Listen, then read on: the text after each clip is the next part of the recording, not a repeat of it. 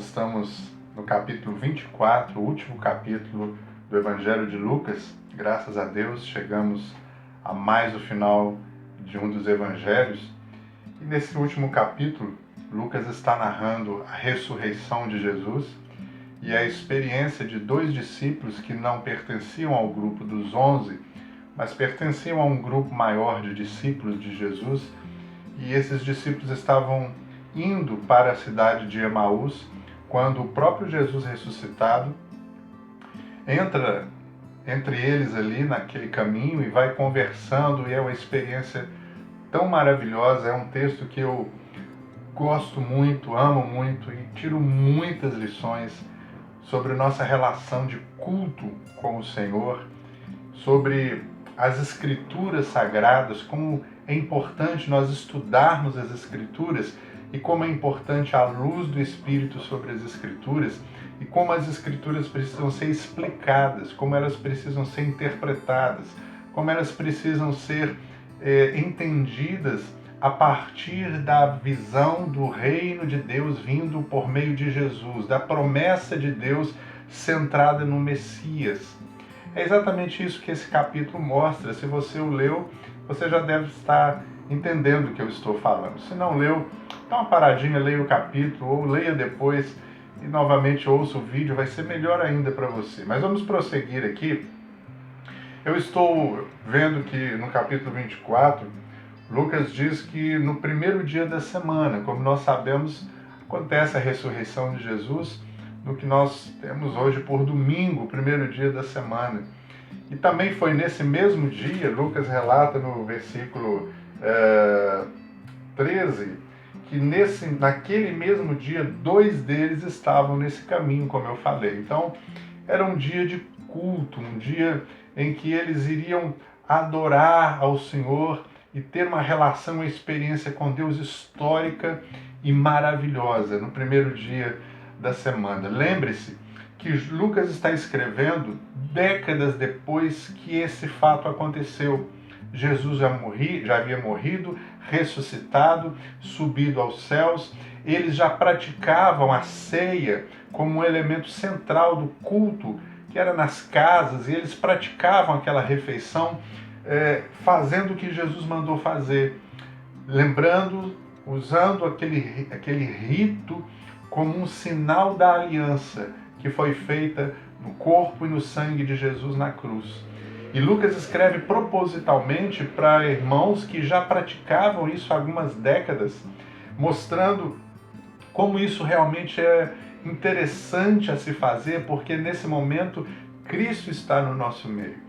Bom, você se lembra quando eu falei aqui há poucos dias no capítulo 22, eu disse que Jesus instituiu a ceia do Senhor no dia da festa da Páscoa, e ele institui esse sinal do pão e do fruto da vide para comerem como um sinal da nova aliança, do cumprimento da nova aliança que Jeremias tinha profetizado acontecendo ali. E Jesus falou: eu não tornarei a comer com vocês esse pão, nem beber o fruto da vide, até que se cumpra o reino de Deus. Ou depois, logo, mais uma vez, ele vai dizer até que venha o reino de Deus. E você vê em Lucas 24, como eu já citei rapidamente da última vez, sendo descrito para uma comunidade que está décadas depois, que no momento em que eles partiam o pão, como aqueles dois partiram ao caminho de Emaús, eles pediram a Jesus que ficasse com eles, e a Bíblia diz no versículo 30 que enquanto eles estavam à mesa com ele, tomou o pão, deu graças, partiu e deu a eles. Então os olhos deles foram abertos e o reconheceram.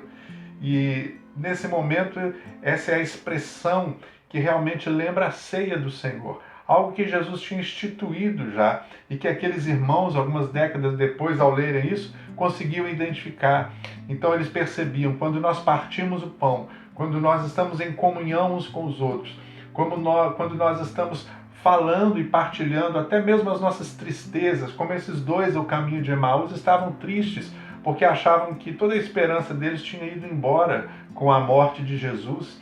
E eles partilhavam, conversavam, se mantinham unidos, se mantinham juntos, os 11 e toda essa comunidade, a igreja ali já reunida.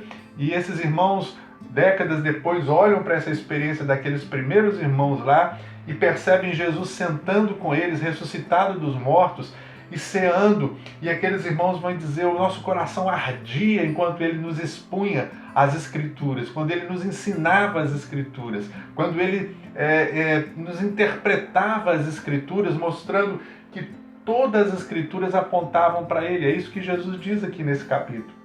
O culto, a adoração desses irmãos que leram esse evangelho pela primeira vez, assim como para nós, precisa ser incendiado. E nós precisamos lembrar que quando nós ceiamos, quando nós cultuamos ao Senhor, nós precisamos dessa comunhão, dessa cumplicidade de vida, de partilharmos as nossas dores, as nossas vitórias, de conversarmos entre nós sobre o que está acontecendo, como eles estavam conversando, de nos mantermos unidos, venha o que vier, e cearmos e nos lembrarmos que o reino de Deus se cumpriu na morte e ressurreição de Jesus e que Ele governa a igreja, Ele está conosco quando nós estamos reunidos.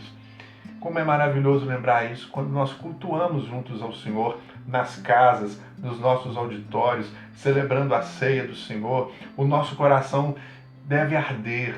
Eu oro para que Deus nos faça isso, a presença do Espírito de Jesus, o Espírito do ressuscitado no nosso meio, fazendo o nosso coração arder, como fez o coração daqueles irmãos arderem quando cearam com Ele.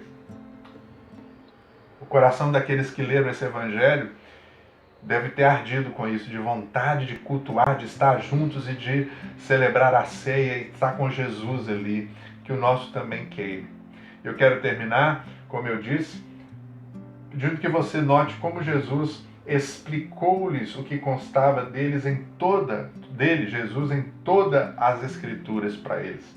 Novamente, lá embaixo, quando Jesus aparece então para eles, para esses dois e para os outros 11 que já estão juntos, Jesus vai dizer novamente que é preciso que se cumprisse tudo que estava escrito na lei de Moisés, nos profetas e nos salmos, uma tríplice divisão que cita tudo o que nós chamamos de Antigo Testamento, o Primeiro Testamento, e logo depois diz que abriu-se-lhes o entendimento para que pudessem compreender as Escrituras. Estudamos as Escrituras. Lembre-se, uma vez eu falei da parábola do semeador.